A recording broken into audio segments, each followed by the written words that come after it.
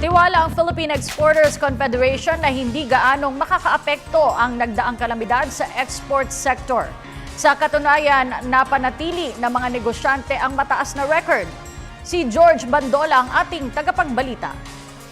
Tumaas pa raw ang export sector sa pagtatapos ng taong 2013 pero nasa 5 to 6% growth lamang ang iniangat nito taliwas sa target na 10% sana. Sabi ni Philippine Exporters Confederation President Sergio Ortiz Luis, hindi nakuha ng manufacturing sector ang target ito ang bumaba ang accomplishment ng mga exporters. Pero napanatili naman daw ng mga iba pang sektor tulad ng sugar, wood and handicrafts, furniture, metal at wiring exports, agricultural product exports at service exports ang target ito na nagpanatili sa katayuan ng sektor. Ang garments, surprisingly, biglang lumalakas. Yung wood crafts and furnitures, tuloy-tuloy ang pagkasunod, no? Of the furniture export, but because of the other mga pre-pub na mga wooden products, no?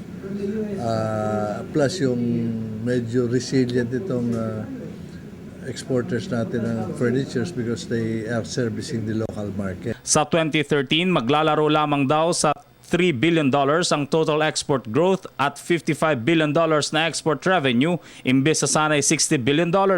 Para sana mabawi pa ng mga exporters ang 2011 losses nito, nais nilang gumawa pa ng mga hakbangang pamahalaan para paunlarin ang sektor ng pag-aangkat. We are continuously developing new products, trying to look for other markets na na-develop naman natin dito sa Asia, no?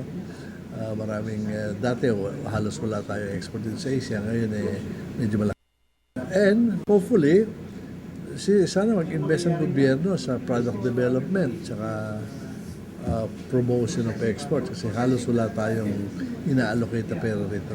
Sabi naman ng NEDA, mula sa October 2013 figures nito, tumaas ng 14% ang export ng manufacturing goods kung ikukumpara sa October 2012 figures nito.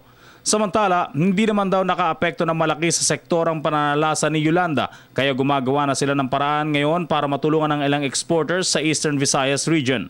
Para sa Telebisyon ng Bayan, George Bandola.